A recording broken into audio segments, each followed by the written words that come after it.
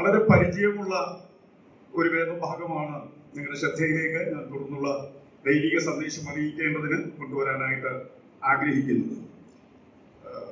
Daniel പ്രവാചകന്റെ പുസ്തകം 6-ാം അധ്യായം അതിന്റെ 10-ാമത്തെ വാക്യം. ദാനിയേൽ പ്രവാചകന്റെ പുസ്തകം 6-ാം അധ്യായം അതിന്റെ 10-ാമത്തെ വാക്യം. എന്നാൽ രേഖകൾ എഴുതിയിരിക്കുന്നു എന്ന് ദാനിയേൽ അറിഞ്ഞപ്പോൾ അവൻ വീട്ടിൽ ചെന്നു. അവന്റെ മാളികമുറിയുടെ കിളിവാതിൽ യെരൂശലേമിന് നേരെ തുറന്നിരുന്നു. താൻ മുമ്പേ ചെയ്തു വന്നതുപോലെ ദിവസം 3 പ്രാവശ്യം മുട്ടുകുത്തി തന്റെ ദൈവത്തിന്റെ സന്നിധിയിൽ പ്രാർത്ഥിച്ച് സ്തോത്രം ചെയ്തു. ദാനിയേലിന്റെ പ്രാർത്ഥനയുമായി ബന്ധപ്പെട്ടാണ് പരിശുദ്ധാത്മാവ് അനുഗ്രഹീതമായ ചില കാര്യങ്ങൾ അതിനകത്ത് രേഖപ്പെടുത്തിയിരിക്കുന്നത്. കുറഞ്ഞത് 6 ആശയങ്ങളെങ്കിലും ചില പദപ്രയോഗങ്ങൾ അടർത്തിയെടുത്ത് പ്രാർത്ഥനയും ആ ദാനിയേലിന്റെ പ്രാർത്ഥനയുമായിട്ട് ബന്ധപ്പെട്ട് അവതരിപ്പിക്കുവാനായിട്ട് കഴിയുന്നതാണ്. ഞാൻ ആ ഭാഗത്തേക്ക് വരുന്നതിന് മുമ്പ് ഒരുപാട് വിശദീകരണത്തിന് പറ്റുകയില്ല. ആ ഭാഗത്ത് വരുന്നതിന് മുമ്പ് മറ്റൊന്ന് 2 കാര്യങ്ങൾ നിന്റെ ശ്രദ്ധയിൽ കൊണ്ടുവരണം എന്ന് ഞാൻ വിചാരിക്കുന്നു. സാധാരണ നമുക്ക് ഈ പ്രവാചകനായ ദാനിയേലിനെ കുറിച്ച്, ദാനിയേൽ പ്രവചനത്തിന്റെ കർത്താവിനെ കുറിച്ച് മാത്രമേ ദാനിയേൽ എന്ന പേരിൽ പരിചയമുള്ളൂ ചിലർക്കെങ്കിലും എന്ന് ഞാൻ കരുതുന്നു. എന്നാൽ എന്റെ വചന വായനയിൽ, പഠനത്തിൽ ഈ പ്രവാചകനായ ദാനിയേൽ ഉൾപ്പെടെ ഏകദേശം ദാനിയേൽ എന്ന പേരിൽ 3 പേരെ നമുക്ക് കണ്ടെത്താനായിട്ട് സാധിക്കുന്നതാണ്. ഒന്നാമതായിട്ട് ദിനവൃത്താന്തങ്ങളുടെ 1-ാമത്തെ പുസ്തകം 3-ാമത്തെ വാക്യത്തിൽ അവിടെ കർമ്മേല്യനായ നാബാലിന്റെ ഭാര്യയായിരുന്ന അബീഗയിലിൽ ദാവീദിന് ജനിച്ച ഒരു പുത്രന്റെ പേര് ദാവീദ് എന്നാണ്. എല്ലാ വാക്യങ്ങളും എടുത്തു വായിക്കാൻ സമയം മുമ്പിലില്ല. എസ്രയുടെ പുസ്തകം 8-ാമത്തെ 2-ാമത്തെ വാക്യത്തിൽ അവിടെ ഈഥാമാരിന്റെ ചില പുത്രന്മാരിൽ ഒരു പുത്രന്റെ പേര് ദാനിയേൽ എന്നാണ്. അദ്ദേഹം ഒരു പുരോഹിതനും ആയിരുന്നു. പിന്നെ ഇവിടെ നമ്മുടെ കഥാപാത്രമായിരിക്കുന്ന ദാനിയേൽ പ്രവചനത്തിന്റെ കർത്താവായിരിക്കുന്ന ദാനിയേൽ, അങ്ങനെ 3 പേര് എന്റെ ശ്രദ്ധയിൽ പെടുന്നതിന് ഇടയായിട്ട് തീർന്നിട്ടുണ്ട്. ഇവിടെ പറയുന്ന ദാനിയേലിന്റെ കുടുംബത്തെ സംബന്ധിച്ചോ മാതാപിതാക്കളെ സംബന്ധിച്ചോ ഉള്ള വിവരങ്ങൾ ഒന്നും നമുക്ക് ചരിത്രരേഖകളൊന്നും അധികം ലഭ്യമല്ല. എന്നാൽ ഈ ദാനിയേൽ ഒരു രാജകുടുംബത്തിലോ ഒരു പ്രഭു കുടുംബത്തിലോ ജനിച്ചിരിക്കാനാണ് സാധ്യത എന്നുള്ളത് ദാനിയേൽ പ്രവാചകന്റെ പുസ്തകം 1-ാം അധ്യായം 3-ാമത്തെ വാക്യം ആധാരമാക്കി നമുക്ക് മനസ്സിലാക്കാനായിട്ട് സാധിക്കുന്നതാണ്. ഏകദേശം BC 606 യഹൂദ രാജാവായിരുന്ന യഹോയാക്കീമിന്റെ വാഴ്ചയുടെ 3-ാമത്തെ ആണ്ടിലാണ് യുവാക്കളായിരുന്ന ദാനിയേലിനെയും തന്റെ സുഹൃത്തുക്കളെയും ബാബിലോണിൽ മറ്റനവധി ആളുകളെ പിടിച്ചുകൊണ്ടുപോകുമ്പോൾ അടിമയായിട്ട് പിടിച്ചുകൊണ്ടുപോയത്. ഏകദേശം അദ്ദേഹം ആ സ്ഥാനത്ത് 76 ദീർഘമായിരിക്കുന്ന ആണ്ടുകൾ തന്റെ ബാല്യകാലത്തിൽ യൗവനകാലത്തിൽ ഒക്കെ മനസ്സിലാക്കിയ, പഠിച്ച ആത്മീക സത്യങ്ങൾ, ആത്മീയ മൂല്യങ്ങൾ അദ്ദേഹം പ്രതിസന്ധികളുടെ നടുവിലും വിട്ടുവീഴ്ചയ്ക്ക് തയ്യാറാകാതെ അത് മുറുകെ പിടിച്ചുകൊണ്ട് ശരിക്ക് വേർപാടിന് വിശുദ്ധിക്കും വേണ്ടി അതിന് അനുയോജ്യമല്ലാത്ത മറ്റൊരു രാജ്യത്തിൽ അദ്ദേഹം ജീവിച്ചു എന്നുള്ളത് ഏതൊരു കാലത്തും യുവതിവാക്കന്മാരായിരിക്കുന്ന ഏതൊരു വിശ്വാസികളെ സംബന്ധിച്ച് മാതൃകപരമായ അനുകരണീയമായ ഒരു ആത്മീയ അനുഭവമായി നിലനിൽക്കുന്നു എന്നുള്ളതാണ്. ഈ ദാനിയേലിനുള്ള ബന്ധത്തിൽ നമ്മൾ അല്പവിശ്രുതമായ ഒരു വിഷയത്തിന്റെ മുമ്പെയാണ് ഞാൻ കൈവച്ചിരിക്കുന്നത് എന്നെനിക്ക് നന്നായിട്ട് അറിയാം. ഏകദേശം സമയത്തിന്റെ പരിമിതി കൊണ്ട് ഓരോ വാക്കുകൾ, ചില ആശയങ്ങൾ ഞാൻ വെളിപ്പെടുത്തി മുന്നോട്ട് വരാൻ താല്പര്യപ്പെടുകയാണ്. ഈ ദാനിയേലിനെ സംബന്ധിച്ച് നമുക്ക് എല്ലാവർക്കും ഇഷ്ടമാണ്.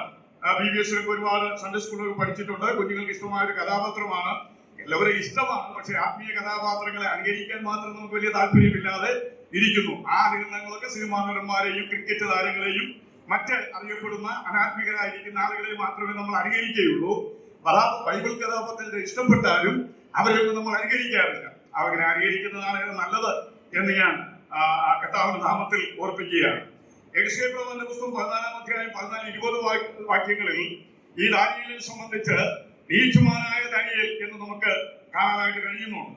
അതുപോലെ തന്നെ 28:3 ജ്ഞാനിയായ ദാനിയേൽ, ജ്ഞാനത്തിന്റെ നിറകുടമായ ദാനിയേൽ, അങ്ങനെ ദാനിയേലിനെ നമുക്ക് ആ ഭാഗത്ത് ശ്രദ്ധിക്കാനായി സാധിക്കുന്നു. മത്തായി 24-ന്റെ 15-ാമത്തെ വാക്യത്തിൽ നമ്മുടെ കർത്താവ് തന്നെ ദാനിയേലിനെ കുറിച്ച് പറഞ്ഞത് പ്രവാചകനായ ദാനിയേൽ എന്നാണ്. പ്രവാചകനായ ദാനിയേൽ, ഇതെല്ലാം ഓരോ പ്രസംഗ വിഷയങ്ങളാണ്. അപ്പൊ ഇത് പ്രവാചകനായ ദാനിയേൽ. അതുപോലെ തന്നെ നമ്മൾ ദാനിയേൽ പ്രവാചകന്റെ പുസ്തകം 1-ാം അധ്യായത്തിലേക്ക് നാം കടന്നു വന്നാൽ അവിടെ വിശുദ്ധിക്ക് വേണ്ടിയിട്ട് കൊതിക്കുകയും അതിന് വില കൊടുക്കുകയും വിട്ടുവീഴ്ചയില്ലാതെ അതിനുവേണ്ടി ശ്രമം നടത്തുകയും തുടരുകയും ചെയ്ത ദാനിയേലിനെ നമുക്ക് കണ്ടെത്താനായിട്ട് കഴിയുന്നുണ്ട്.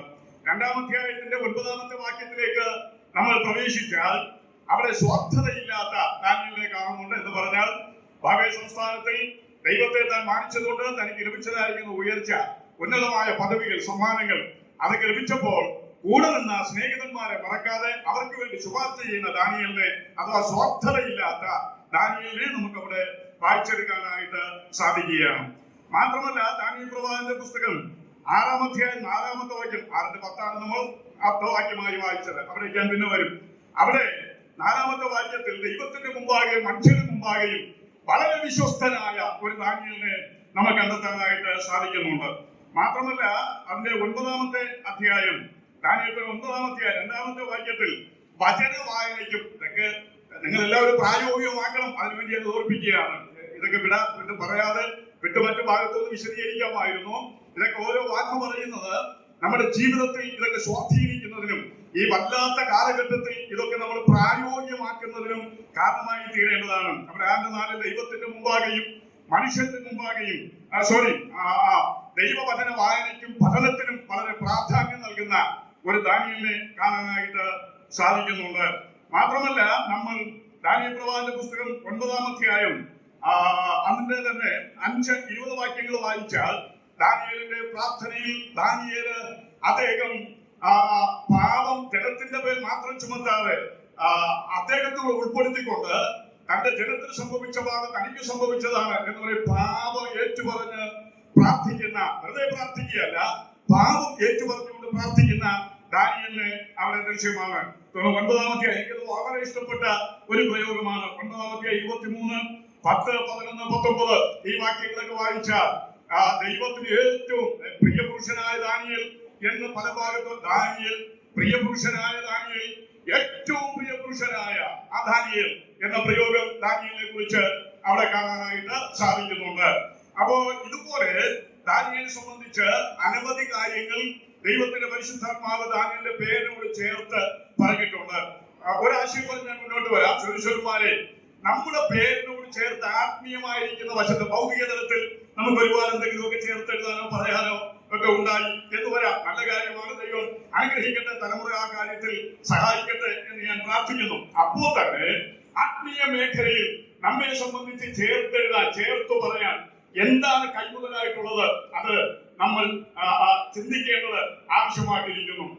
ചിലതെങ്കിലുമൊക്കെ ചേർത്തെല്ലാം കഴിയട്ടെ. ഇവിടെ വിശുദ്ധനായ ദാനിയേലെന്നോ, ഇപ്പൊ നമ്മുടെ വിഷയമായിട്ടിരിക്കുന്ന പോലെ പ്രാർത്ഥിക്കുന്ന ദാനിയേലെന്നോ, അതുപോലെ തന്നെ ദൈവവചന വായനയ്ക്കും പഠനത്തിനും വളരെ പ്രാധാന്യം നൽകുന്ന ദാനിയേലെന്നോ, നീതിമാൻ വിശ്വസ്തനായ ദാനിയേൽ എന്നൊക്കെ പറയുന്നത് പോലെ ആത്മീയമായിരിക്കുന്ന തലത്തിൽ എന്തൊക്കെ കാര്യങ്ങളാണ് എനിക്ക് നിങ്ങൾക്ക് ചേർത്തെഴുതാനായിട്ട് കഴിയുന്നത്, ചേർത്ത് പറയാൻ കഴിയുന്നത്. ഒരുപക്ഷേ കർത്താവ് വരാൻ താമസിക്കുകയും നമ്മളിൽ ചില ലോകത്തുനിന്ന് മാറ്റപ്പെടുകയും ചെയ്താൽ കഴിഞ്ഞ കാലത്ത് നമുക്കുണ്ടായിരുന്ന മാതാക്കൾ, നമ്മുടെ പിതാക്കന്മാർ, അപ്പച്ചൻ, അമ്മച്ചിമാർ, അവരുടെയൊക്കെ കുറിച്ച് അവരുടെ വേർപാട് സന്ദർഭങ്ങളിൽ ചില വാക്കുകൾ ചേർത്ത് പറയാൻ മക്കൾക്ക്, കൊച്ചുമക്കൾക്ക് ഒക്കെ ഉണ്ടായിരുന്നത് പോലെ എന്താണ് നമുക്ക് ശേഷിപ്പിക്കാനായിട്ട് സാധിക്കുന്നത്? വരുന്ന ഒരു തലമുറയുടെ മുമ്പാകെ എന്താണ് നമുക്ക് മാതൃകയായിട്ട് കാണിച്ചു കൊടുക്കാനായിട്ടിരിക്കുന്നത്? കഥാപാ കാര്യത്തിൽ വേറെ കാഴ്ചപ്പാടും ദൈവകൃപയും നമുക്ക് നൽകട്ടെ. വ്യക്തിപരമായി ദൈവത്തിന്റെ ആത്മാവ് നമ്മെ സ്വാധീനിക്കട്ടെ എന്ന് ഞാൻ പ്രാർത്ഥിക്കുകയാണ്. ഞാൻ ദാനിയേലിന്റെ പ്രാർത്ഥനയിലേക്ക് വരികയാണ്. 6 ആശയങ്ങൾ എനിക്ക് അവതരിപ്പിക്കണം. സമയം വളരെ ചുരുക്കമായിട്ടാണ് മുമ്പിലുള്ളത്. കർത്താവ് സഹായിക്കട്ടെ. അതിന് ഇതുപോലെ ഒരു വാക്കുകൾ പറഞ്ഞാൽ നമുക്കത് മനസ്സിലാകും എന്ന് ഞാൻ വിചാരിക്കുന്നു. ദീർഘമായിരിക്കുന്ന വിഷയങ്ങളും ചുരുക്കി പറയുമ്പോൾ നമ്മുടെ ഹൃദയത്തിൽ തങ്ങി നിൽക്കുന്നതിന് കാരണമായി തീരും എന്ന് ഞാൻ വിചാരിക്കുകയാണ്. ദാനിയേൽ പ്രവചനം 6-ാം അധ്യായം 10-ാമത്തെ വാക്യത്തിൽ നിന്നാണ് നമ്മൾ ഈ 6 കാര്യങ്ങൾ ചിന്തിക്കാനായിട്ട് പോകുന്നത്.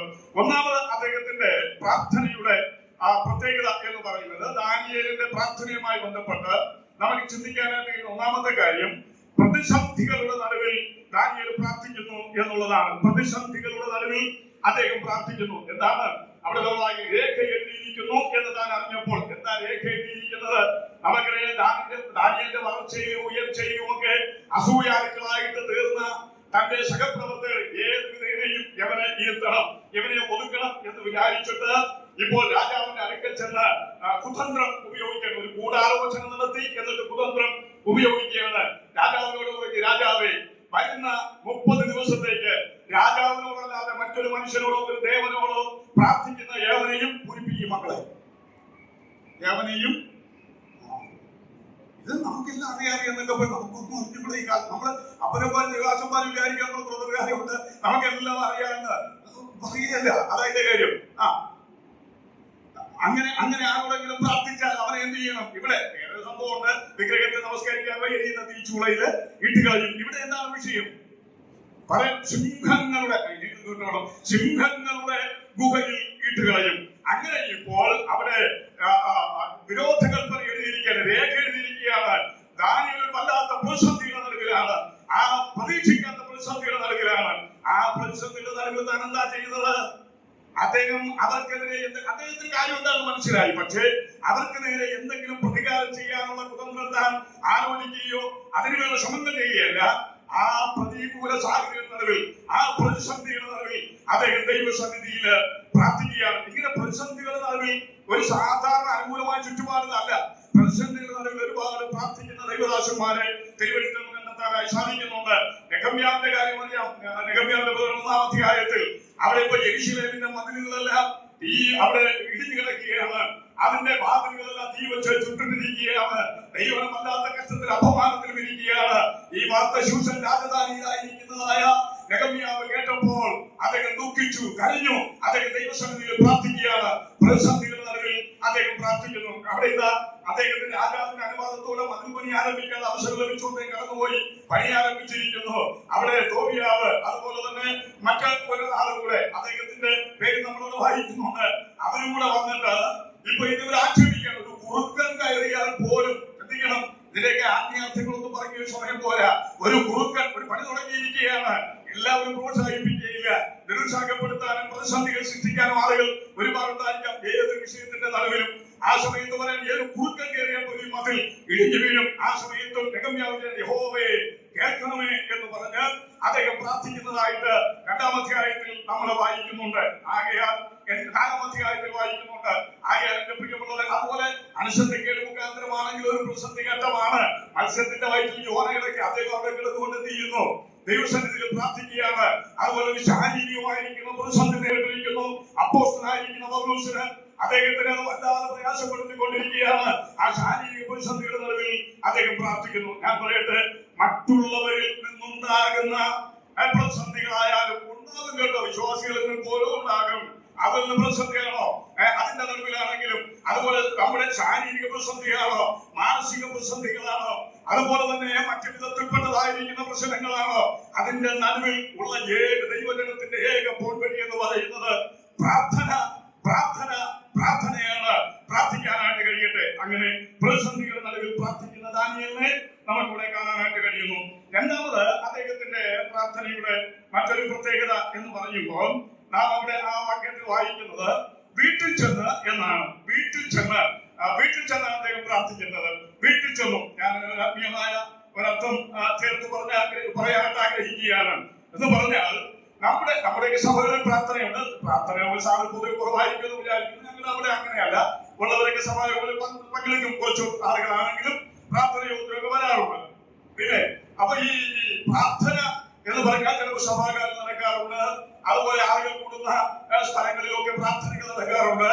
എന്നാൽ ഞാൻ ചോദിക്കട്ടെ, പ്രിയമുള്ള ഒരു സമയത്ത് ഏത് വിധത്തിലും മുടക്കം കൂടാതെ തുടർമാനമായിട്ട് അല്ലെങ്കിലും രാവിലെയും അതുപോലെ വൈകിട്ടും ഇടയ്ക്കുള്ള സമയം കിട്ടിയൊക്കെ ഞാൻ എന്റെ ഏകദേശം 32 വർഷത്തെ ആത്മീയമായിരിക്കുന്ന പ്രദർശന പാരമ്പര്യമാണ് എനിക്കുള്ളത്. അതിനു മുമ്പിൽ എനിക്ക് പശ്ചാത്തലമൊന്നുമില്ലായിരുന്നു. എന്നാൽ ആ ഘട്ടങ്ങളിലെ പിതാക്കന്മാർ, മാതാപിതാക്കൾ ഞങ്ങൾക്ക് അറിയാവുന്നവരുടെ ഭവനത്തിലേക്ക് ചെന്നാൽ ഈ രാവിലെ അല്ലെങ്കിലും ഇടസമയങ്ങളിലൊക്കെ അവരുടെ പ്രാർത്ഥനയുടെ ശബ്ദങ്ങൾ വീട്ടിൽ കേൾക്കാനുണ്ടായിരുന്നു. എന്നാൽ ഞാൻ ചോദിക്കട്ടെ, ഇന്ന് പ്രാർത്ഥനയുടെ ശബ്ദങ്ങൾ എത്രമാത്രം നമ്മുടെ വീടുകളിലുണ്ട്? കുറഞ്ഞപക്ഷം പ്രാർത്ഥനയെങ്കിലും, രാവിലെ കുടുംബ പ്രാർത്ഥനയെങ്കിലും നമ്മുടെ വീടുകളിൽ നടക്കാറുണ്ടോ? കഴിയുന്നിടത്തോളം അത് ഒഴിച്ചുകൂടാൻ പറ്റാത്ത നിലയിൽ നാം ചെയ്യേണ്ടിയിരിക്കുന്ന ആവശ്യം വളരെയേറെയാണ്. അത് മറന്നു പോകരുത്. ചില വർഷങ്ങൾക്ക് മുമ്പ് ഈ ഷാർജ പ്രസിഡന്റ് ബിലിവേഴ്സ് ഇവിടെ ആരെങ്കിലും കൂടെ ഉണ്ടോന്ന് എനിക്ക് അറിഞ്ഞുകൂടാ. ഉണ്ടെങ്കിൽ ക്ഷമിക്കാനുള്ള കാര്യം പറയുന്നത്. അപ്പൊ അവിടെ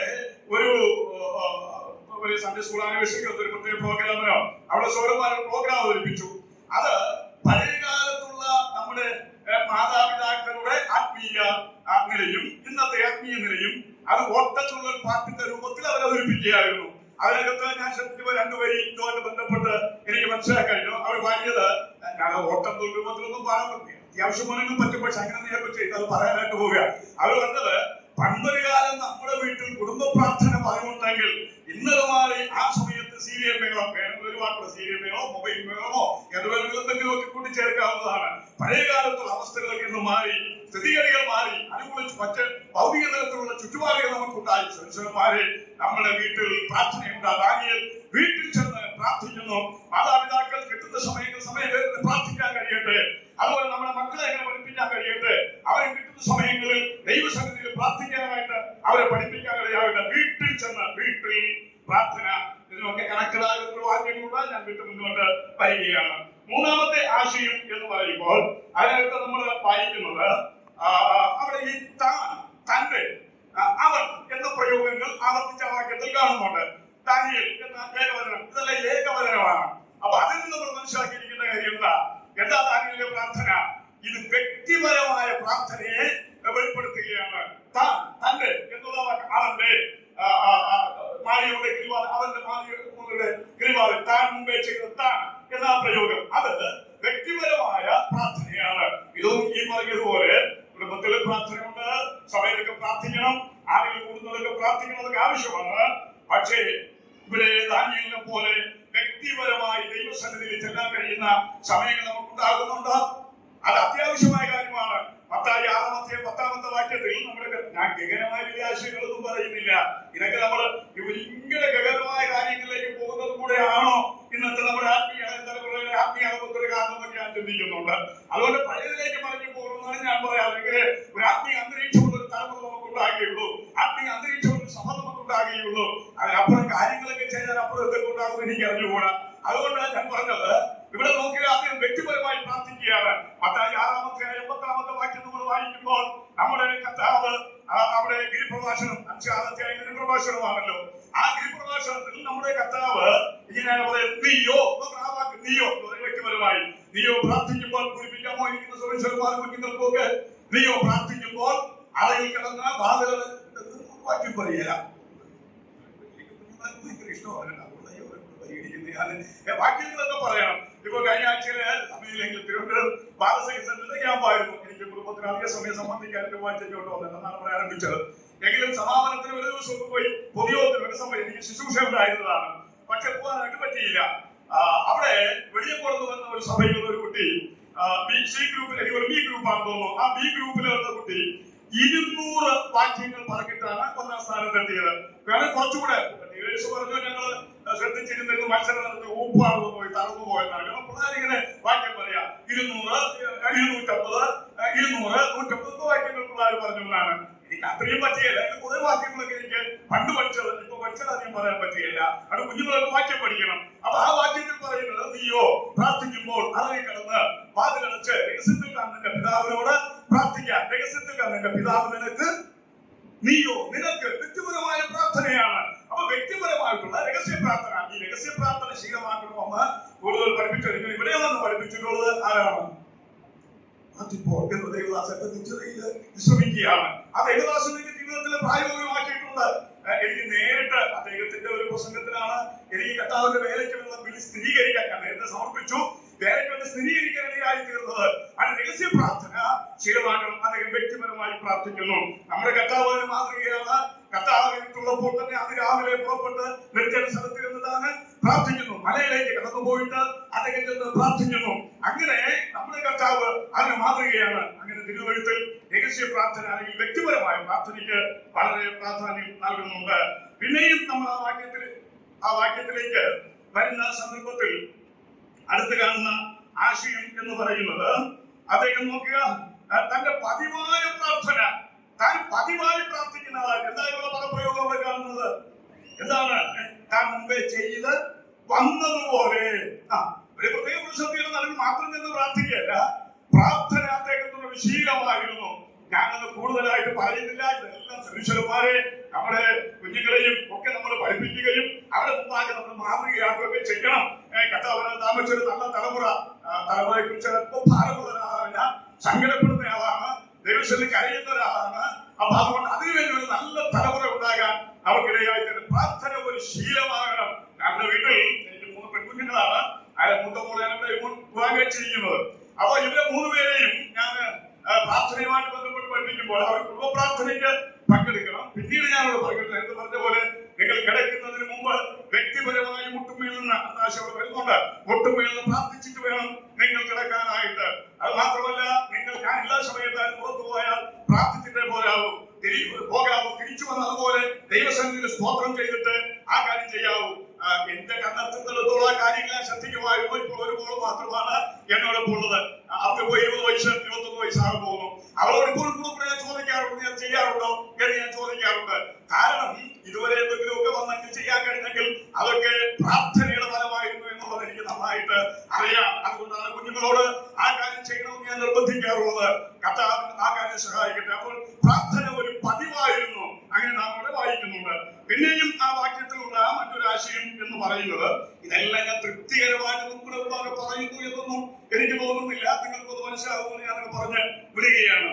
പിന്നെ അതിനകത്തുള്ള ആശയം, അധികം പ്രാർത്ഥിക്കുമ്പോൾ അദ്ദേഹം മുട്ടുകുത്തി പ്രാർത്ഥിച്ചു എന്നാണ്. മുട്ടുകുത്തി പ്രാർത്ഥിച്ചു, അല്ല അങ്ങനെയല്ല വായിക്കുന്നത്. നിന്ന് പ്രാർത്ഥിക്കാം, ഇരുന്ന് പ്രാർത്ഥിക്കാം, പിന്നെ മുട്ടുകുത്തി പ്രാർത്ഥിക്കാം.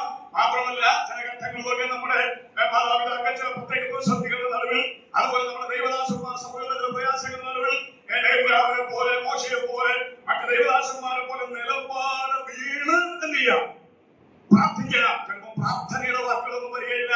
ആ പ്രാർത്ഥനയുടെ നിലനിൽപ്പുകളും അതുപോലെ കണ്ണുനീരും ഒക്കെ ആയിരിക്കാം. എനിക്ക് ഒരുപാട് അനുഭവങ്ങൾ അതിന്റെ പിന്നിലൂടെ ആയിട്ടുണ്ട്.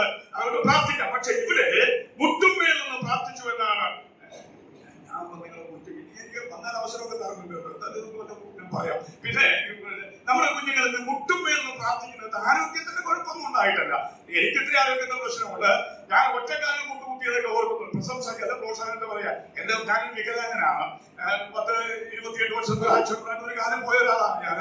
എങ്കിലും ആ ഘട്ടത്തിൽ മുട്ടുമേലുള്ള പ്രാർത്ഥന എനിക്ക് വളരെ ഇഷ്ടമുള്ളതാണ്. അതുകൊണ്ട് ഞാൻ എന്റെ വയ്യാത്ത കാലം, സുഖമില്ലാത്ത കാലം പുറകിലോട്ട് ഇട്ടിട്ട് ഇടത് കാലം കൊണ്ടൊക്കെ മുട്ടുമേൽ കയ്യിലെ സപ്പോർട്ടൊക്കെ നിന്ന് പ്രാർത്ഥിച്ച് ഓർക്കുന്നുണ്ട്. ഇപ്പോഴെപ്പോഴും പറ്റാറില്ല, ശരീരം അനുവദിക്കാറില്ല. എങ്കിലും കഴിയുന്നിടത്തോളം എന്റെ വ്യക്തിപരമായ പ്രാർത്ഥനയൊക്കെ മുട്ടുമേൽ ചെയ്യാൻ, കുടുംബ പ്രാർത്ഥന മുട്ടുമേൽ നിന്ന് ചെയ്യാൻ ആഗ്രഹിക്കുന്ന ഒരാളാണ്. പ്രിയമുള്ളവരെ, ഇതൊക്കെ നമുക്ക് ശരിക്കും ആരോഗ്യമുള്ളവർ കഴിയുന്നവര്, ഡോക്ടർമാരെ ഞാൻ ഉദ്ദേശിക്കുന്നില്ല, ശരീര പ്രശ്നങ്ങൾ ഉദ്ദേശിക്കുന്നില്ല, എന്ന് അങ്ങനെ നിന്ന് പ്രാർത്ഥിക്കാൻ നമുക്കിടയാകട്ടെ. നമ്മുടെ കർത്താവ് ഏറ്റവും മുട്ടുമേൽ നിന്ന് പ്രാർത്ഥിച്ചില്ലേ? പൗലോസ് എഫെസോസിലെ മൂപ്പന്മാരെയൊക്കെ വിളിച്ച് പറയേണ്ട കാര്യങ്ങളൊക്കെ പറഞ്ഞ് പുറപ്പെടാറുണ്ട്. സമയത്ത് അവർ വിളിച്ചാൽ മുട്ടുമേൽ പ്രാർത്ഥിച്ചില്ലേ? രാജാവായ ശലോമോൻ അദ്ദേഹം സമാഗമന കൂടാരങ്ങൾ പ്രാകാരത്തിൽ താമ്രങ്ങൾ ഉണ്ടാക്കിയിരുന്ന ആ പീഠത്തിൽ സമ്മേളനത്തിൽ രാജാവാണ് അദ്ദേഹം. ജ്ഞാനിയാണ്. അദ്ദേഹത്തിന് മടിയൊന്നും ഉണ്ടായില്ല. അദ്ദേഹം ആ പീഠത്തിൽ കയറി എല്ലാ ജനത്തിന്റെയും മുമ്പാകെ അദ്ദേഹം മുട്ടുകുത്തി കരകൾ ആലോചന നടത്തിയിട്ട് ദൈവത്തോട് പ്രാർത്ഥിച്ചില്ലേ? പ്രിയമുള്ളവരെ, മുട്ടുമേൽ നിന്ന് പ്രാർത്ഥിക്കുന്നത് കുറഞ്ഞപക്ഷം കുടുംബത്തിൽ അല്ലെങ്കിൽ രഹസ്യ പ്രാർത്ഥനയിലെങ്കിലും മുട്ടുമേൽ പ്രാർത്ഥിക്കാതെയാണ്. മുട്ടുകുത്തി ഇവിടെ പഠിപ്പിച്ചിട്ടുണ്ടോ? അല്ലെ, മുട്ടുകുത്തി പ്രാർത്ഥിച്ചാൽ മുട്ടാകെ പഠിപ്പിച്ചിട്ടുണ്ടല്ലേ? പാട്ടൊക്കെ പഠിപ്പിച്ചിട്ട് പക്ഷെ മുട്ടുകുത്തി പ്രാർത്ഥിച്ചിട്ടുണ്ടോ? നമുക്കിതൊക്കെ പാടാനും പഠിക്കാനും വേണ്ടിയൊക്കെ മാത്രമാണല്ലോ. കഴിയുന്നവർക്ക് ചെയ്യണം. ഞാൻ നിങ്ങൾ രഹസ്യ പ്രാർത്ഥന തുടങ്ങണം. ഇത്രയും നീളമുള്ള ഒരാളോട് പ്രസംഗിക്കാം. അതൊന്നെങ്കിലും നിങ്ങൾ ചെയ്തില്ലെങ്കിൽ പിന്നെ എന്റെ പ്രശ്നം കൊണ്ടെന്താ പ്രയോജനമുള്ളത്? അപ്പൊ അതെങ്കിലും തുടങ്ങണം. നിങ്ങൾ മുട്ടുമേൽ രഹസ്യ പ്രാർത്ഥനയിൽ മുട്ടുമേൽ നിന്ന് പ്രാർത്ഥിക്കാനായിട്ട് തുടങ്ങട്ടെ. കർത്താവ് നമുക്ക് ദാനിയേലിന്റെ പ്രാർത്ഥന നമുക്ക് സിംഹം പിടികിട്ടല്ലേ? മറുപടി കൊടുത്തു കേട്ടോ, മറുപടി ലഭിച്ചു. അതുകൊണ്ടല്ല സിംഹത്തിന്റെ വായടങ്ങി ദോഷപ്പോലായിരുന്നത്. പ്രാർത്ഥനയ്ക്ക് മറുപടിയുണ്ട്. അത് മറ്റൊരു വിഷയമാണ്. അവസാനത്തെ വിഷയം, അവസാന അദ്ദേഹത്തിൽ പ്രാർത്ഥിച്ച് ക്ഷമിക്കണം, ഞാനോട് നേരത്തെ നിർത്താൻ സ്തോത്രം ചെയ്തു. പ്രാർത്ഥിച്ച് സ്തോത്രം ചെയ്യുന്നു. ഫിലിപ്പി ലേഖനത്തിൽ ഇങ്ങനെ സ്തോത്രത്തോടെ പ്രാർത്ഥിക്കണം. രണ്ട് ആശയങ്ങളാണത്. ഒന്ന്, ദൈവസന്നിധി ഇവിടെ ദാനിയേൽ ആ പ്രാർത്ഥിച്ച വിഷയം ദൈവത്തിന്റെ പ്രാർത്ഥന കേൾക്കുന്ന വിശ്വാസത്തോടുകൂടി അദ്ദേഹം സ്തോത്രം ചെയ്തു. രണ്ട്, ഫിലിപ്പിലേക്ക് പൗലോസ് പറയുമ്പോൾ കഴിഞ്ഞ നാളുകൾ ദൈവം നമുക്ക് പ്രാർത്ഥനയ്ക്ക് നൽകിയ മറുപടികൾ മറന്നുപോകാൻ ദൈവസന്നിധിയില് സ്തോത്രം ചെയ്യണം. ഇവിടെ സാക്ഷ്യം പറഞ്ഞ മോൻ ഇവിടെ പറഞ്ഞല്ലോ, ഒരുപാട് കാര്യം ദൈവം കണ്ണ കാണിച്ചു. ദൈവത്തിന്റെ മധ്യ ദൈവസന്നിധി നിന്ന് സ്തോത്രം ചെയ്യുകയാണ്. ആരാധനയ്ക്ക് വന്നിരുന്ന പോലും മരുന്നിന് പോലും ഒരു സ്തോത്രം പറയാത്ത ആളുകൾ നമ്മുടെ മധ്യത്തിലുണ്ട്.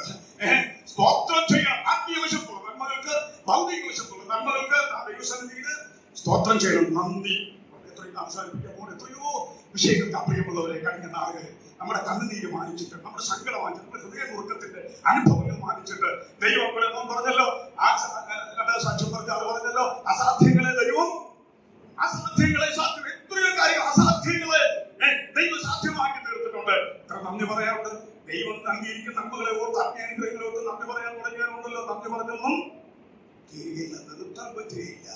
നന്ദി പറയാൻ കഴിയണം. ആവർത്തന പുസ്തകത്തിൽ, യോശുവയുടെ പുസ്തകത്തിൽ ഒക്കെ നമ്മൾ ആവർത്തിച്ച് വായിക്കുന്ന പ്രയോഗമുണ്ട്. ദൈവം നിങ്ങൾക്ക് വേണ്ടി ചെയ്ത് നിങ്ങൾ കണ്ണാലെ കണ്ടുവല്ലോ. ഇത് ആവർത്തിച്ച് കാണാനായിട്ട് കഴിയുന്നതാണ്. എത്രയോ പ്രാർത്ഥനയ്ക്കുള്ള വിഷയങ്ങൾ ദൈവം നമ്മുടെ കണ്ണാലെ കണ്ടിട്ടുണ്ട്, നമ്മുടെ ഹൃദയത്തിൽ അനുഭവിക്കാൻ കഴിഞ്ഞിട്ടുണ്ട്, നമ്മുടെ ശരീരത്തിൽ അനുഭവിക്കാൻ കഴിഞ്ഞിട്ടുണ്ട്. ദൈവത്തിന് നന്ദി പറയാം.